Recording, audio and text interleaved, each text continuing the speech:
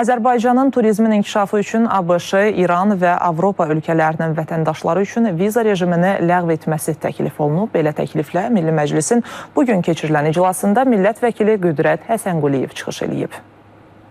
Niyə misal üçün deyirəm, bu il bizdə keçən illə müqayisədə turistlərin sayında 1,7% azalma baş verir. Məsələn, Avropadan gələn turistlərin sayı 21,7% azalıb, Mərkəzi Asiya Respublikalarından gələn turistlərin sayında 10% azalma var. Amma qonşu Gürcüstanı götürsək, Gürcüstanda analoji dövrdə, yəni yanvar-sentyabr aylarında turistlərin sayında 6,6% artım olub. Eyni zamanda Azərbaycanda böyük bir araşdırma aparılsın ki, niyə turistlər Azərbaycana gəlməkdən imtina edirlər? Bu daha çox həm də bizdə bu xidmətlərin qiymətinin artması ilə bağlıdır. Təyyarə biletləri bahadır.